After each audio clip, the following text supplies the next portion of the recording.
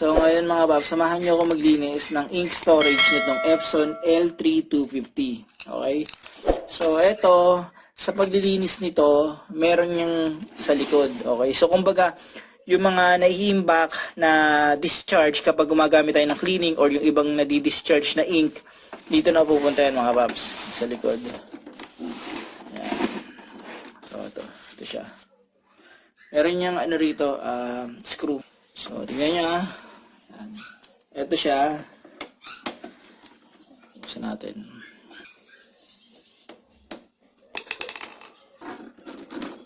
Ayan. Ayan. So, ito siya. Okay. So, ayan.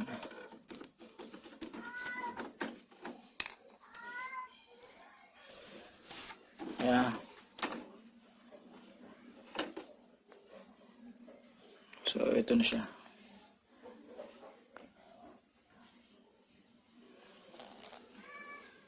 Matagal-tagal ding hindi nalinis to.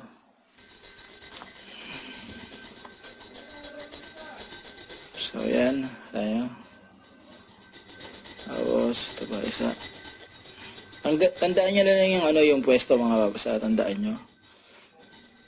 Yan.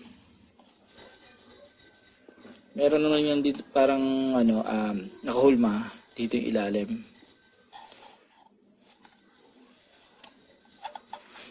So, tatlo yan. So, hugasan ko lang yan. Tapos tutuyuin ko. Ay. Natin.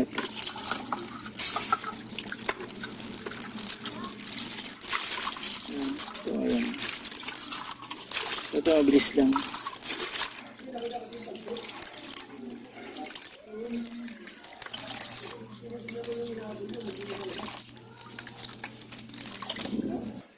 So ayan mga paps, ito natuyo ko na to. Ito, patuyuin nyo na lang to. Pwede kayong gumamit ng hair blower or iligay nyo lang to sa initan hanggang matuyo to.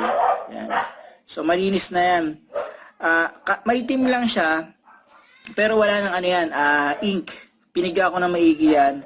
So drain na yung ano niya, yung ink niyan. So okay mga paps, ito, ibabalik ko na to.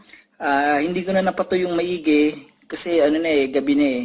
So pagbabalik, reverse order lang. Ngayon, kung may time kayo, pwede nyong hair blower yan para matuyo maigi o tagalin nyo sa initan para siguradong tuyo-tuyo. Ito kailangan ko na kasing gamitin eh. So, babalik ko na to. Yan.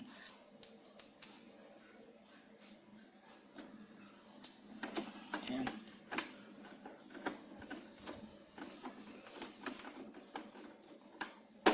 Okay. So, ganun lang kadaling maglinis ng filter nitong Epson. Yan, L3250. Okay? Maraming salamat sa inyo mga paps.